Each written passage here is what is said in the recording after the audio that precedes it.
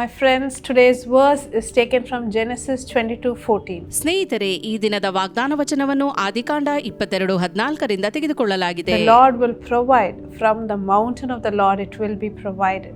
ಯೆಹೋವನು ಒದಗಿಸುವವನು ಯೆಹೋವನ ಬೆಟ್ಟದಲ್ಲಿ ಒದಗುವುದು ಎಂದು ಬರೆಯಲ್ಪಟ್ಟಿದೆ. Yes, the Lord is going to provide all your blessings today. ಹೌದು, ದೇವರು ಇಂದು ನಿಮ್ಮ ಎಲ್ಲಾ ಆಶೀರ್ವಾದಗಳನ್ನು ದಯಪಾಲಿಸಲಿದ್ದಾನೆ. What all you have been waiting for, the Lord is going to provide it to you. ಯಾವುದಕ್ಕಾಗಿ ನೀವು ಕಾಯುತ್ತಿದ್ದೀರೋ ಅದನ್ನು ದೇವರು ಒದಗಿಸಲಿದ್ದಾನೆ.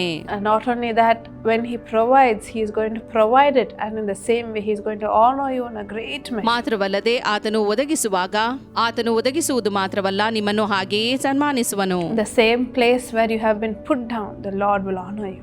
ಎಲ್ಲಿ ನೀವು ಅವಮಾನಕ್ಕೆ ಈಡಾಗಿದ್ದೀರೋ ಅಲ್ಲಿ ನಿಮಗೆ ಗೌರವವನ್ನು ಒದಗಿಸುವನು.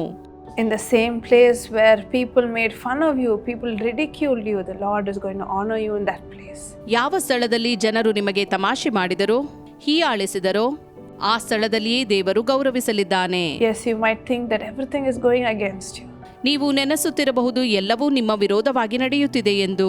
Sometimes we trust somebody so much, but they let us down so badly. ಅನೇಕಾವರ್ತಿ ನಾವು ಕೆಲವರಲ್ಲಿ ಹೆಚ್ಚಾಗಿ ನಿರೀಕ್ಷೆ ಇಡುತ್ತೇವೆ, ಆದರೆ ಅವರು ನಮ್ಮನ್ನು ಬಿಟ್ಟು ಬಿಡುತ್ತಾರೆ. And you might think that everything is going against you. ಆಗ ನೀವು ನೆನೆಸಬಹುದು ಎಲ್ಲವೂ ನನಗೆ ವಿರೋಧವಾಗಿಯೇ ನಡೆಯುತ್ತಿದೆ. But the Lord is going to provide blessings so that you will be honored in front of that same person. ಆದರೆ ಅದೇ ವ್ಯಕ್ತಿಯ ಮುಂದೆ ದೇವರು ನಿಮ್ಮನ್ನು ಸನ್ಮಾನಿಸುವನು ಎಂದು ದೇವರು ನಿಮಗೆ ವಾಗ್ದಾನ ಮಾಡುತ್ತಿದ್ದಾನೆ. When I was in school, I remember I went and told one of my teachers. ನನಗೆ ನೆನಪಿದೆ, ನನ್ನ ಶಾಲಾ ದಿನಗಳಲ್ಲಿ ನಾನು ನನ್ನ ಒಬ್ಬ ಶಿಕ್ಷಕಿಯ ಬಳಿ ಹೋಗಿ ಹೀಗೆ ಹೇಳಿದೆನು, Ma'am, this person in the office is always making fun of me. Teacher, ಕಚೇರಿಯಲ್ಲಿರುವ ಒಬ್ಬ ವ್ಯಕ್ತಿಯು ನನಗೆ ಯಾವಾಗಲೂ ತಮಾಷೆ ಮಾಡುತ್ತಾರೆ. This person in the office is not even supporting me in anything that I do. ನನಗೆ ಏನೇ ಮಾಡಲಿಕ್ಕಿದ್ದರೂ ಕೂಡ ಅವರು ನನಗೆ ಬೆಂಬಲ ನೀಡುತ್ತಿಲ್ಲ ಎಂದು. And it's hurting me so much. ಇದರಿಂದ ನನಗೆ ಬಹಳ ನೋವಾಗುತ್ತಿದೆ. That time my teacher reminded me of one thing. ಆಗ ನನ್ನ ಟೀಚರ್ ನನಗೆ ಒಂದು ವಿಚಾರವನ್ನು ನೆನಪಿಗೆ ತಂದರು. She said, your life is like a train. ಅವರು ಹೇಳಿದರು, ನಮ್ಮ ಜೀವನ ರೈಲು ಗಾಡಿಯಂತೆ. And you keep on going in that train and each person come in each station. ನೀವು ಈ ರೈಲು ಗಾಡಿಯಲ್ಲಿ ಹೋಗುವಾಗ ಪ್ರತಿ ಸ್ಟೇಷನ್ ನಲ್ಲಿ ಒಬ್ಬ ವ್ಯಕ್ತಿ ನಿಮಗೆ ಸಿಗುತ್ತಾರೆ. They will try to stop you and bring you down. ಅವರು ಬಂದು ನಿಮ್ಮನ್ನು ಕೆಳಗೆ ಎಳೆದು ಹಾಕಲು ಪ್ರಯತ್ನಿಸುತ್ತಾರೆ. But remember, God will keep on providing things for you so that you will reach the highest destination.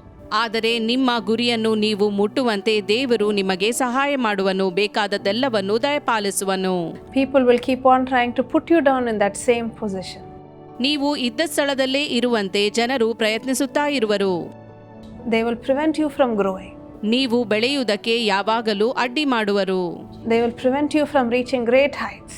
ಉನ್ನತ ಸ್ಥಾನವನ್ನು ಏರದಂತೆ ನೋಡಿಕೊಳ್ಳುವರು. But because of the Lord's provision, you will receive greater heights than them. ಆದರೆ ದೇವರು ನಿಮ್ಮ ಒದಗಿಸುವಾತನಾಗಿರುವುದರಿಂದ ಅವರಿಗಿಂತ ಉನ್ನತ ಸ್ಥಾನವನ್ನೇ ಇರುವಿರಿ. And he will honor you. ಮತ್ತು ಆತನು ನಿಮ್ಮನ್ನು ಸನ್ಮಾನಿಸುವನು. So every time, even now, even after 10-15 years, I still get reminded of that story that my teacher told. ಇಂದಿಗೆ 10-15 ವರ್ಷಗಳಾದರೂ ಕೂಡ ನನಗೆ ಟೀಚರ್ ಹೇಳಿದ್ದು ಇನ್ನೂ ನೆನಪಿದೆ. They are not going to come to the end of your life. ನಿನ್ನ ಜೀವನದ ಅಂತ್ಯದವರೆಗೆ ಅವರು ಬರಲಿಕ್ಕೆ ಸಾಧ್ಯವಿಲ್ಲ. They will be there to put you down, but God was there to lift you up. ಅವರು ನಿನ್ನನ್ನು ಕೆಳಗೆ ಹಾಕುವುದಕ್ಕಾಗಿ ಇದ್ದಾರೆ, ಆದರೆ ದೇವರು ನಿನ್ನನ್ನು ಮೇಲಕ್ಕೆತ್ತುವನು. And this provision comes from the mountain of the Lord. ಮತ್ತು ಈ ಒದಗಿಸುವಿಕೆಯು ಯೆಹೋವನ ಬೆಟ್ಟದಿಂದ ನಿಮಗೆ ಬರುವುದು. That's the highest blessing.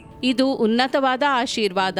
Directly from Jesus. ನೇರವಾಗಿ ಯೇಸುವಿನಿಂದಲೇ ಬರುತ್ತದೆ. So today let's receive this from Jesus. ಇಂದು ಯೇಸುವಿನಿಂದ ಇದನ್ನು ಪಡೆದುಕೊಳ್ಳುವ. Lord Jesus, I pray for every person who's watching this program. ದೇವರೇ, ಕಾರ್ಯಕ್ರಮ ವೀಕ್ಷಿಸುತ್ತಿರುವ ಪ್ರತಿಯೊಬ್ಬರನ್ನು ನಿನ್ನ ಹಸ್ತಕ್ಕೆ ಒಪ್ಪಿಸಿಕೊಡುತ್ತೇನೆ.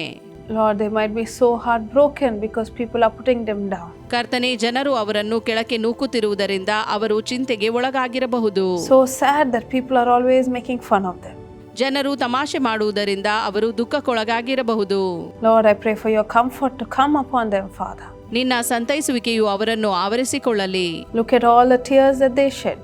ಅವರು ಸುರಿಸಿದ ಕಣ್ಣೀರನ್ನು ನೀನು ನೋಡು. Look at all the times that they were broken.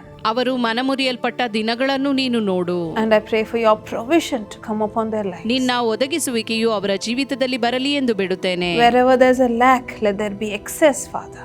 ಎಲ್ಲಿ ಕೊರತೆ ಇದೆಯೋ ಅದು ಹೋಗಿ ಸಮೃದ್ಧತೆಯೂ ಬರಲಿ ದೇವರೇ. And let them be honored right in front of the people who put them down. ಯಾರು ಅವರನ್ನು ಕೆಳಕ್ಕೆ ನೂಕಿದ್ದಾರೋ ಅವರ ಮುಂದೆಯೇ ಅವರನ್ನು ಉನ್ನತ ಸ್ಥಾನಕ್ಕೇರಿಸು. Let them be honored in front of their enemies. ವೈರಿಗಳ ಮುಂದೆ ಅವರಿಗೆ ಗೌರವವಾಗಲಿ ಎಂದು ಬೇಡುತ್ತೇನೆ. Take them to great heights today. ಅವರನ್ನು ಉನ್ನತ ಸ್ಥಾನಕ್ಕೇರಿಸು ದೇವರೇ. Let the promotions come. ಅವರಿಗೆ ಇನ್ನೂ ಬಡ್ತಿಯಾಗಲಿ. Let them get excellent reports in their exams. ಪರೀಕ್ಷೆಯಲ್ಲಿ ಉತ್ತಮ ಫಲಿತಾಂಶವು ಬರಲಿ ಎಂದು ಬೇಡುತ್ತೇನೆ. Let them receive family blessings. ಅವರ ಕುಟುಂಬವು ಆಶೀರ್ವಾದ ಹೊಂದಲಿ. And let them receive financial blessings so that all the debts will be closed. ಅವರು ಆರ್ಥಿಕವಾಗಿಯೂ ಆಶೀರ್ವದಿಸಲ್ಪಟ್ಟು ಅವರ ಸಾಲವು ನೀಗಲ್ಪಡಲಿ. We receive this from you, Father. ನಿನ್ನಿಂದ ಇದನ್ನು ಪಡೆದಿದ್ದೇನೆ ದೇವರೇ. In Jesus' name I pray. Amen. ಯೇಸುವಿನ ನಾಮದಲ್ಲಿ ಬೇಡಿದ್ದೇವೆ. Amen. So my dear friends, the Lord will provide all your blessings from His mountain today. ಪ್ರಿಯ ಸ್ನೇಹಿತರೆ, ದೇವರು ನಿಮ್ಮ ಎಲ್ಲಾ ಆಶೀರ್ವಾದಗಳನ್ನು ತನ್ನ ಬೆಟ್ಟದಿಂದ ಒದಗಿಸುವನು.